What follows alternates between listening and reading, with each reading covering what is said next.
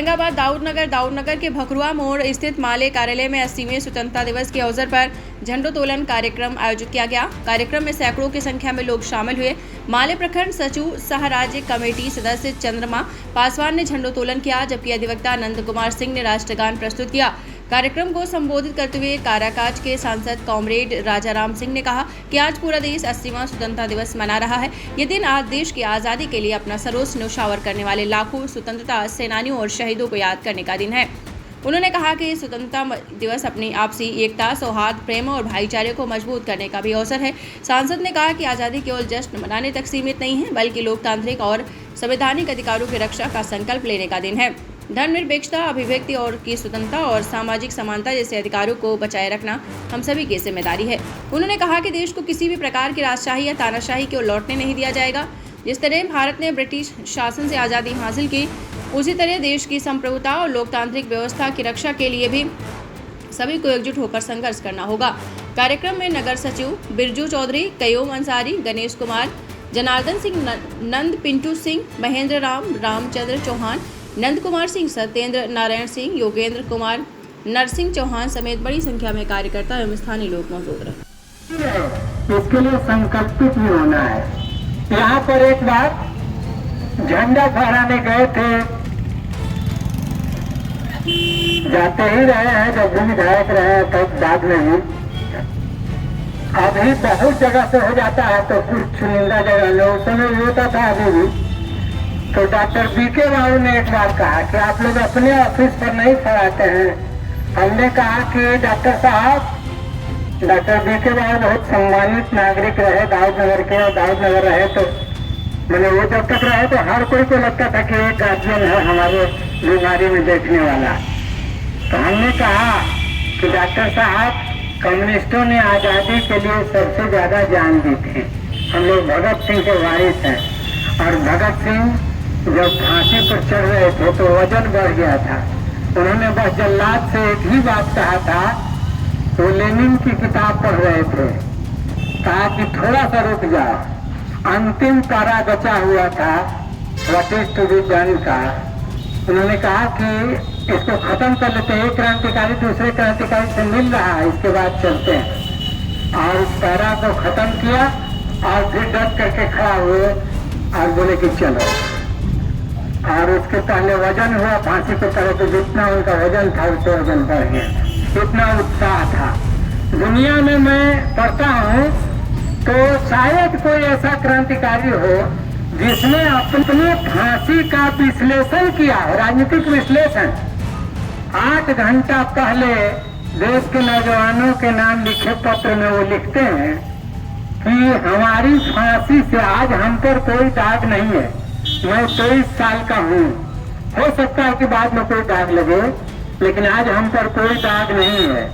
आज अगर अंग्रेज हमें फांसी चढ़ाएंगे तो भारत की माताएं यही कहेंगी कि हमारे घर में भगत सिंह पैदा हो, और तब अंग्रेजों के लिए इस देश पर राज करना मुश्किल हो जाएगा। तो इतना बेबाक अपनी फांसी का जो राजनीतिक विश्लेषण कर रहा है, लेख लिख रहा है, उस पर लगे कि जैसे दूसरे को फांसी करना है। उसके मन में कोई डर है, कोई द्वंद, ये सब बात नहीं, बल्कि वो आदमी उत्साह में कह रहा है कि इसलिए फांसी हो जाना चाहिए। इससे देश में बहुत बड़ा मैसेज जाएगा और देश जागेगा। और सही बात है कि 31 में फांसी हुई, मार्च 31 में, और अगस्त 47 में 16 साल के अंदर अंग्रेजों को देश छोड़ के जाना पड़ा। कितना मजा होगा। जनता के जरिए चुना हुआ कोई प्रतिनिधि नहीं होता था, उसके मुंह से निकली हुई बात ही देश का कानून होता था, और उसी के आधार पर पूरा देश चलता था, पूरा राज्य चलता था। तो हमें जो आजादी मिली, अंग्रेजों से, साम्राज्यवादी ताकतों से तो आजादी मिली, लेकिन साथ ही साथ हमें जमींदारी से भी आजाद मिली। जो उस समय सामाजिक व्यवस्था थी, जिसका कि अंग्रेज संरक्षण देते थे, पालन पोषण करते थे, बढ़ावा देते थे। ये गलत एक समझदारी है कि अंग्रेजों ने जो कानून बनाया, इसीलिए देश में सती प्रथा खत्म हुआ। इसीलिए सावित्री बाई फुले स्कूल खोल सकी बच्चियों को पढ़ने के लिए। जबकि सच बात यह है कि अंग्रेज जमींदारों के पीठ पर खड़ा रहे, एक शोषक दूसरे शोषक का पक्ष पोषण करता रहा, संरक्षण करता रहा, और किसान बटाईदार बर्गादारों से पिसते रहे, गुलामी की जंजीरों में जकड़े रहे। मुझे याद है हम लोगों के इलाके में कोयलुओं की जमींदारी चर्चित हुआ करती थी। कौनी कोयलुओं की जमींदारी में आता था, मेह में बांध करके रेतों की पिटाई होती थी। खपड़ा जब जमींदार के घर में छाना होता था तो सुबह में चढ़ा दिया जाता था और शाम में सीढ़ी लगाई जाती थी कि आप जो घर से ले आए हैं वही कुछ रूखा सूखा खा के ऊपर रहिए और मुफ्त में वो पूरा खपड़ा फेर दीजिए। तो वो जमींदारी शोषण था। तो हमें अंग्रेजों से मुक्ति के साथ साथ जमींदारी राज भी गया। अब राजा का बेटा राजा नहीं होगा। आजादी के 15 अगस्त 1947 के 2 साल बाद तक हम चिंतन मनन करते रहे, लेखन में लगे रहे। अब यह आजाद देश कैसे चलेगा, क्या रास्ता होगा इसका।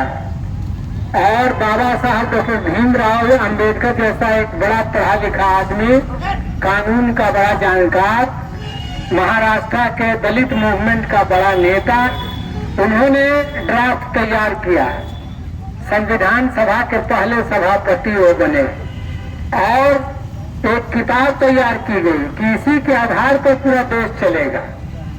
और उसमें साफ साफ घोषणा की गई कि यह देश चूंकि अब जनता के मन से चलना है, अब राजा का बेटा राजा नहीं होगा, अब प्रतिनिधि चुने जाएंगे, जनता को संविधान ने मालिक बनाया है। और 2 साल तक चिंतन मनन विवेचना के बाद, बहस के बाद, मैं राधे श्याम सिंह, जिला परिषद क्षेत्र संख्या 16, 15 अगस्त के मैं ढेर सारा शुभकामनाएं देता हूं कि हमारे पूरा विधानसभा के लोग अपना 15 अगस्त के शांति ढंग से झंडा तोलन करें। और ढेर सारा मैं आप लोग को बधाई देता हूँ। मैं सुनील कुमार यादव, कंचनपुर पंचायत राजद अध्यक्ष, 15 अगस्त के शुभ अवसर पर कंचनपुर पंचायत के सभी ग्रामवासियों को शुभकामनाएं देता हूँ।